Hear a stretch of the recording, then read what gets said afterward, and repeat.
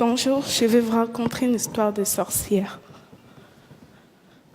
Pas la sorcière que vous connaissez avec son nez crochu, son balai et ses verrues, mais une sorcière du Congo. Cette sorcière, c'est moi. Et mon histoire, c'est une histoire de courage, de force et de foi. Je suis née en République démocratique du Congo, dans une bonne famille, oui. Quand j'étais petite, mon père était en gérant dans une société de mines de diamants. On vivait dans une grande maison en Bujimaï, dans la province du Kasaï. J'allais à l'école et j'étais heureuse.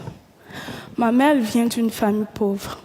À cause de cela, la famille de mon père n'aimait pas ma mère.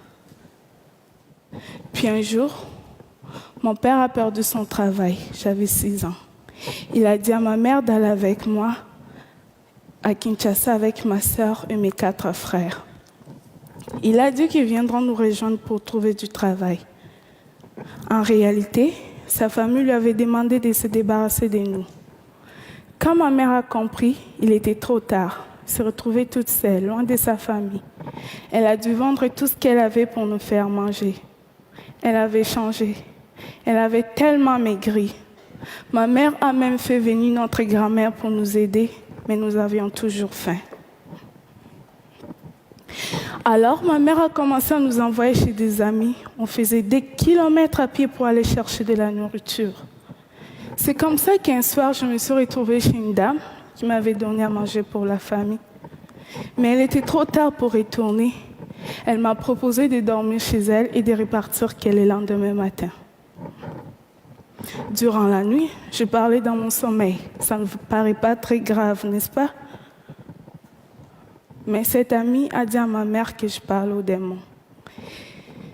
Et en même temps, ma mère et ma grand-mère sont allées demander des conseils chez des prophètes, ceux qui représentent Dieu. Elles cherchaient la cause de tout le malheur de notre famille. Le problème est qu'elle m'avait amené chez un faux prophète. Et il a été décidé que c'était moi la cause et que j'étais une sorcière. Les charlatans m'ont parlé pendant plus d'1 heure pour que j'accepte que je sois une sorcière. Il a crié sur moi sans arrêt. Ils m'ont fait boire 5 litres d'eau avec des herbes dégueulasses.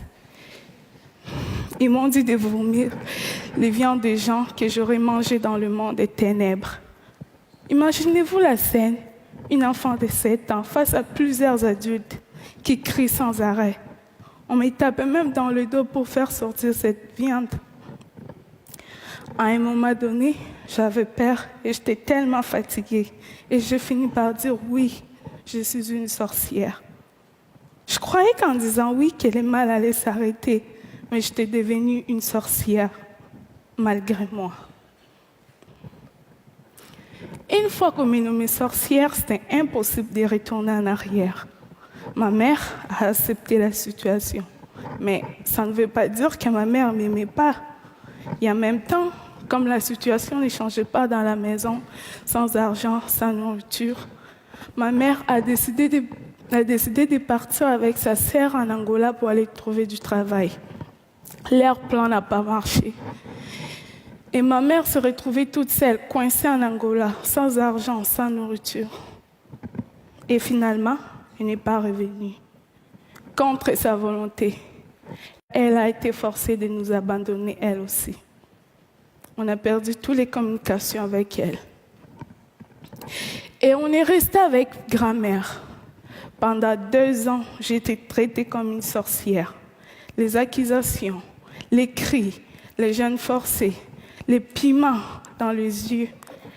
Elle disait que c'était moi la cause. Si ma mère n'appelait plus, elle pensait qu'elle était morte et que je l'avais sacrifiée. Elle a dit à tout le monde de ne pas m'aider, de ne pas me parler, de ne pas jouer avec moi. Dans mon quartier, on ne me laissait pas m'approcher des autres enfants. J'étais toute seule. J'étais pauvre. J'avais faim. Mais j'étais surtout pauvre d'amour.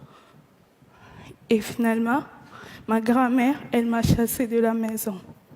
Je suis devenue une chélier, une enfant de la rue. Dans la rue, on est comme des papillons. Là où le sommeil nous trouve, c'est là où on dort. Dans la rue, On devient des soldats pour survivre. On oublie la lecture et l'écriture pour apprendre à se battre. Dans la rue, j'ai vendu des lots, des arachides, j'ai fait des ménages. Mais à chaque fois que je voyais les autres enfants aller à l'école, je me rappelais des jours où j'étais heureuse. Je pleurais. Je me demandais si un jour je pourrais sortir de la rue. Puis un jour, ma chance a tourné. J'ai participé dans un documentaire Kinshasa Kids. On m'a payé et j'ai tout de suite voulu donner cet argent à ma famille. Car même dans la rue, dès que j'avais quelque chose, je passais aller voir ma famille pour leur donner. Ma grand-mère a pris de l'argent, elle m'a encore remis dans la rue. Plus tard, j'ai entendu parler d'un film canadien qui s'est tourné à Kinshasa. La même personne qui s'occupait du casting alors me connaissait, j'ai été invitée au casting. Je me suis retrouvée face au regard des enfants riches qui étaient là en édition. Même si j'avais envie de me sauver à cause de leur regard, je suis restée et j'ai tout donné pour avoir le rôle. Pour moi, c'était une façon de changer ma situation. J'ai eu le rôle principal dans le film. C'était bien cool.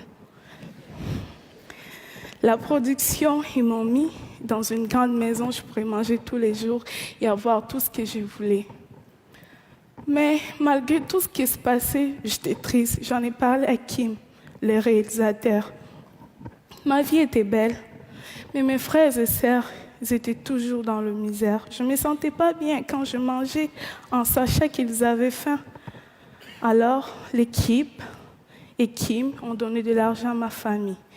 Et quand l'équipe sont entrés chez eux, ils ne m'ont pas laissé comme ça. Ils ont trouvé une maison d'accueil et ils ont fait en sorte pour que je puisse retourner à l'école. Moi qui en rêvais depuis si longtemps. C'est là où cette histoire des sorcières devient un conte de fées. Le film a eu beaucoup de succès. Je suis passée des rues de Kinshasa au tapis rouge des festivals. J'ai reçu même l'Ours d'argent en 2012 à Berlin. Le film a été même nominé aux Oscars. Et aujourd'hui, j'ai 18 ans et que j'ai reçu 18 prix dans le monde. Les Oscars, c'était cool. Mais pour moi, les plus beaux jours de ma vie, c'est celui pour la première fois, après des années dans la rue, je suis retournée à l'école.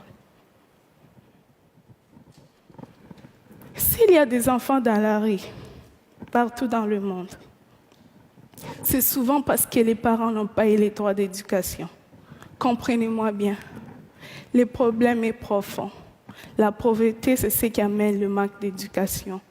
Chez moi, envoyer les enfants à l'école, c'est un luxe. Mais sans éducation, on risque de se faire rencontrer n'importe quoi par les autres qui vous disent quoi faire et quoi penser. Ma mère n'était pas bête. C'est elle qui m'a appris comment pardonner et comment avoir confiance en soi-même. Mais elle s'est fait prendre dans un piège. Vous savez tous que l'éducation est importante.